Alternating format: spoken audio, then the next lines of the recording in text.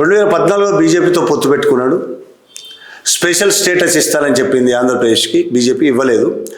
2018లో పొత్తు నుంచి బయటకు వచ్చాడు, ఎన్డీఏలో లేకుండా వచ్చాడు. ఎందుకు?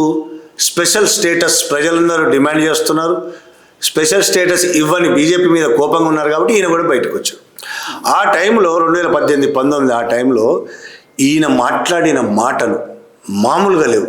బీజేపీకి సంబంధించి కానీ ఆర్ఎస్ఎస్కు సంబంధించి కానీ మోడీని మైనార్టీలకు రాక్షసుడు అని మాట్లాడాడు. మైనార్టీలకు రాక్షసుడు. గుజరాత్లో 2000 మంది ప్రాణాలు బలిగొన్నాడు అని మాట్లాడినవాడు 2019లో. అయినా మోడీని గుజరాత్ సీఎం పదవి నుంచి తప్పించాలని మొట్టమొదట డిమాండ్ చేసింది నేనే. ఈయన నేనే అనడం ఈయనకు బాగా అలవాటు. ప్రతి దగ్గర నేనే అంటాడు, అన్నీ నేనే అంటాడు. హైదరాబాద్ కట్టింది నేనే, దేశం కట్టింది నేనే, న్యూయార్క్ కట్టింది కూడా నేనే అంటుంటాడు. అట్లా మొట్టమొదట మోడీని సీఎం పదవి నుంచి తప్పించాలని చెప్పింది నేనే అని కూడా మాట్లాడాడు. అలాగే అప్పుడు వచ్చిన ట్రిపుల్ తలాక్ బిల్ వచ్చింది, దాన్ని వ్యతిరేకించాడు.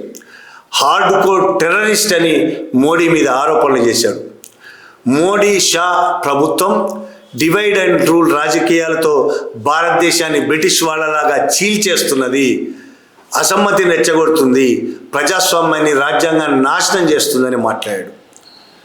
దేశంలోని ఆలయాల్లో బీజేపీ అశాంతి సృష్టిస్తోంది. శబరిమల అప్పుడు గొడవలు గుర్తుండుంటే శబరిమలలో ఆ టైంలో మాట్లాడింది.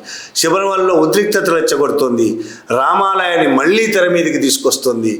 మోదీ కుట్రలను ఐక్యంగా ఎదుర్కొని దేశాన్ని ప్రజాస్వామ్యాన్ని కాపాడాలని దేశ ప్రజలకు పిలుపునిచ్చాడు.